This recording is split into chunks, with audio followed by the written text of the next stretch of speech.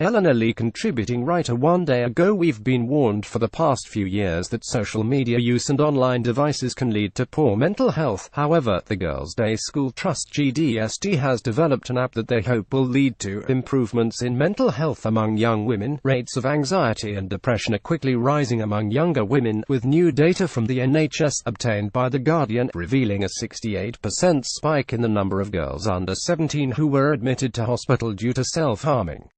Experts have put these mental health issues down to the increased use of social media, with Instagram being dubbed as the most dangerous platform for mental health. Watch now. How many hours do you spend on social media? The new app, which is being trialed at a number of private schools, allows girls to track their mood and record their emotions. Users choose an option in the morning and evening that logs whether they're in a good or bad mood. The app was developed by psychologists so that younger women can make sense of their emotions and try to put a stop to contagious depression. Behaviors from one person can rub off onto another, meaning negative behaviors that are linked to depression and anxiety are technically transferable. The information on GDST's new app can be accessed by teachers, meaning they can assess when users are experiencing similar moods or behaviors and therefore address the issue. So instead of digital detoxing, is it simply a case of letting your device know how you're feeling? Although understanding your own emotions is a place to start, one app alone cannot combat the endless pressures created by social media, and it seems the relevant support isn't in place to help either.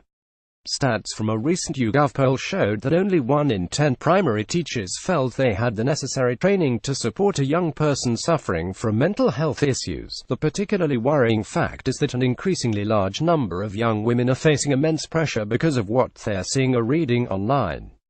We're bombarded with ridiculous, impossible to meet standards of how we should look, dress and live. With 247 platforms, we're constantly comparing, judging and therefore suffering. Social media is creating a culture that measures your worth with favorites and likes, which is possibly why younger women never feel completely comfortable in their own skin. That said, social media has its strengths. We're currently seeing an advance in apps available to help with symptoms of mental health issues, much like the project developed by GDST. You can download programs that help with mindfulness, teach more about mental health, or offer different support platforms. It also gives those in the spotlight a platform to discuss their own experiences.